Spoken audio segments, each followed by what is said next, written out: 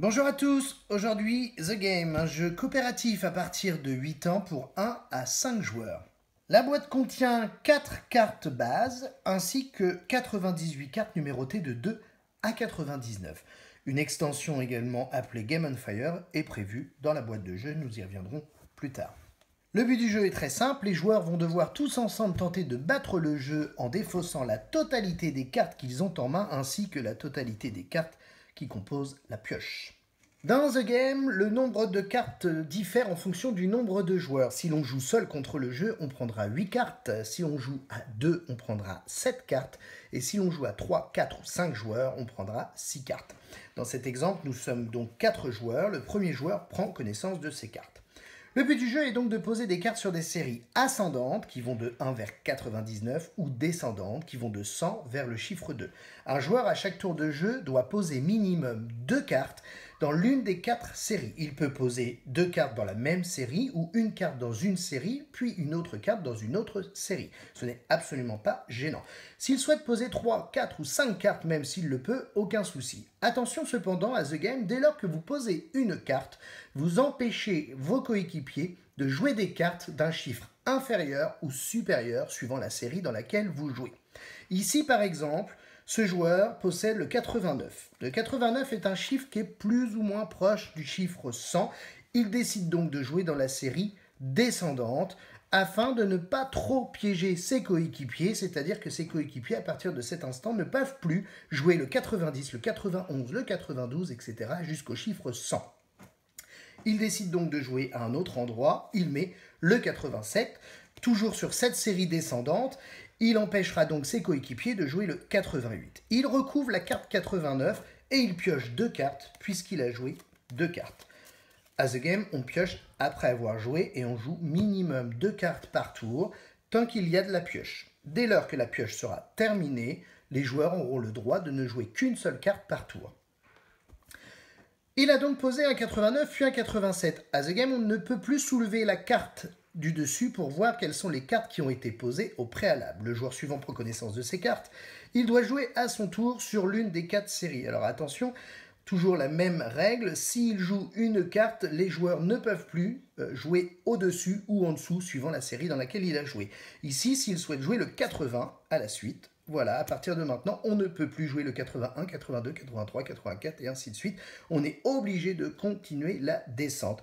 Vu le nombre de cartes qu'il reste, attention de ne pas descendre trop vite vers le 2.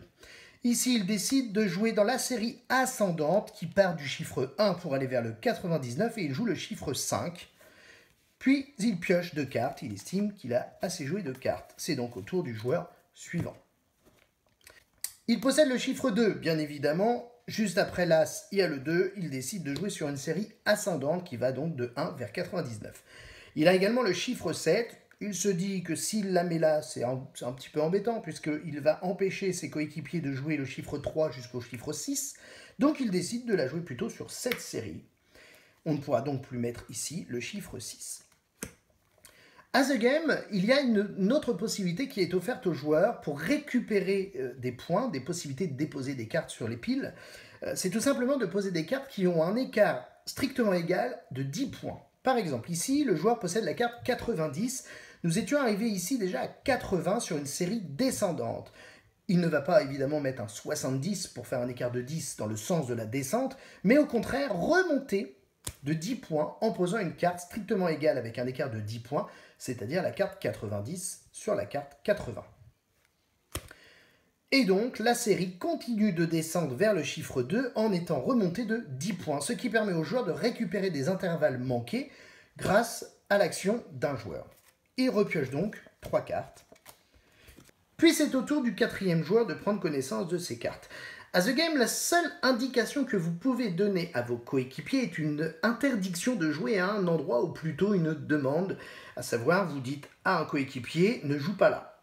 C'est-à-dire que vous demandez à votre coéquipier de ne pas jouer sur une base parce que vous avez une carte que vous pourriez mettre aussitôt après celle qui est posée, par exemple, ou tout simplement une carte qui va vous permettre de faire un bond en avant ou en arrière afin de réduire et de récupérer un peu d'écart perdu entre les cartes.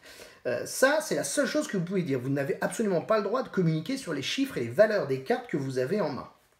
On a expliqué tout à l'heure que pour récupérer des cartes non jouées qui n'ont pas pu être posées parce que l'écart était trop important, il suffisait de récupérer une valeur inférieure ou supérieure avec 10 points d'écart. Ici, par exemple, le joueur a que des grosses cartes, mais il décide de jouer le 43 sur cette série, puisqu'il possède le 33. Donc le fait d'être avancé relativement loin dans l'ascension du 7, on passe au 43, mais il pose aussitôt derrière le 33, ce qui permet de faire un bond en arrière à l'équipe, et au moins il a joué ses 2 cartes. Il n'a rien d'autre de mieux à faire, il reprend 2 cartes, et c'est au tour du joueur suivant. Voilà, vous avez compris la mécanique de jeu. À chaque tour, les joueurs posent 2 cartes minimum. Lorsqu'il n'y a plus de pioche, les joueurs sont autorisés à ne poser qu'une seule carte par tour. Dès qu'un joueur est bloqué, il ne peut plus jouer de cartes sur aucune série parce que ce qu'il a en main est supérieur ou inférieur aux valeurs déjà posées. La partie s'arrête. Les joueurs comptent les cartes qui leur restent en main. Si jamais il restait de la pioche, on compte également les cartes restées dans la pioche et le score des joueurs sera identique au nombre de cartes non posées. À The Game, pour gagner, il faut donc faire 0, c'est-à-dire plus de cartes en main et plus de pioche. Pour la variante de jeu avec Game on Fire, la règle est très simple. Il suffit de remplacer toutes les cartes du jeu The Game correspondantes aux cartes de Game on Fire, le 22, 33, 44, 55, 66 et 77. On les remplace donc par ces cartes-là. Et à partir du moment où un joueur pose sur l'une des 4 séries une des cartes Game on Fire, par exemple le 22, ici on descend de 100 vers 2, à un moment donné on arrive au chiffre 22, obligatoirement à son tour de jeu ou au tour du joueur juste après lui, le joueur suivant, il faudra jouer sur cette série. Le fait de poser cette carte impose au joueur en cours ou au joueur suivant de devoir jouer sur cette série obligatoirement. Donc bien évidemment, j'ai bien insisté tout à l'heure, on ne communique pas sur les valeurs des cartes en main, donc ça ajoute forcément une complexité au jeu. Et c'est un jeu qu'il faut introduire à partir du moment où vous avez bien assimilé la règle de base. Voilà, amusez-vous bien!